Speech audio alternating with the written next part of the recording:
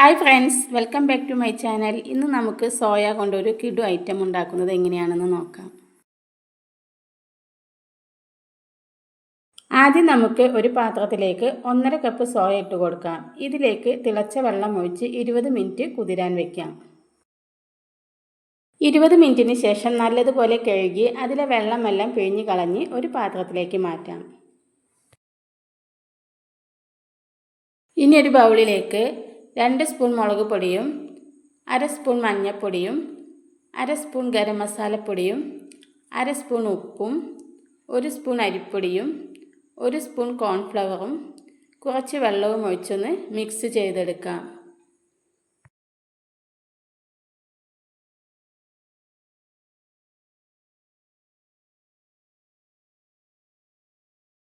ഈ മസാലക്കൂട്ടിലേക്ക് soya chunks ഇട്ട് കൊടുത്ത് നല്ലതുപോലെ യോജിപ്പിച്ചതിന് ശേഷം 20 മിനിറ്റ് റെസ്റ്റ് ചെയ്യാൻ വയ്ക്കാം.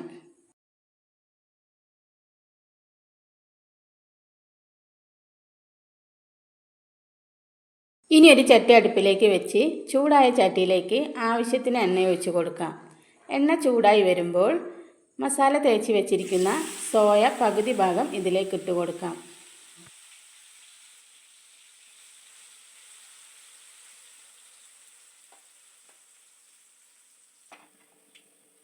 ഇത് ഫ്രൈ ആയതിനു ശേഷം ഒരു പാത്രത്തിലേക്ക് മാറ്റാം. ബാക്കി സോയ കൂടി ഇതിലേക്കിട്ട് ഫ്രൈ ചെയ്തെടുക്കാം.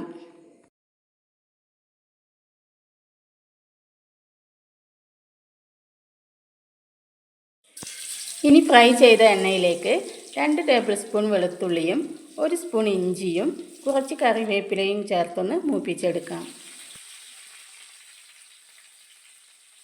ഇതൊന്ന് മൂത്ത് വരുമ്പോൾ 2 പച്ചമുളകും ഒരു മീഡിയം സൈസ് സവാള ക്യൂബായി അരിഞ്ഞതും കൂടെ ഇതിലേക്കിട്ട് ഇളക്കി കൊടുക്കാം.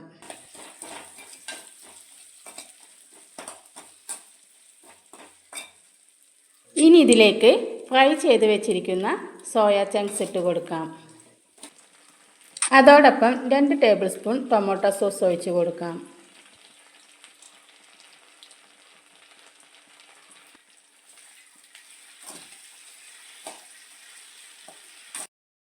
ഇനി ഇതിലേക്ക് 1 സ്പൂൺ മുളക് പൊടിയും 1/2 സ്പൂൺ ഗരം മസാലപ്പൊടിയും ചേർത്ത് 5 മിനിറ്റ് ഒന്ന് ഇളക്കി കൊടുക്കാം.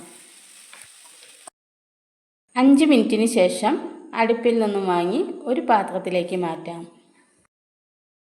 നിങ്ങൾക്ക് ഈ വീഡിയോ ഇഷ്ടമായാൽ ലൈക്കും സബ്സ്ക്രൈബും ചെയ്ത് സപ്പോർട്ട് ചെയ്യണേ.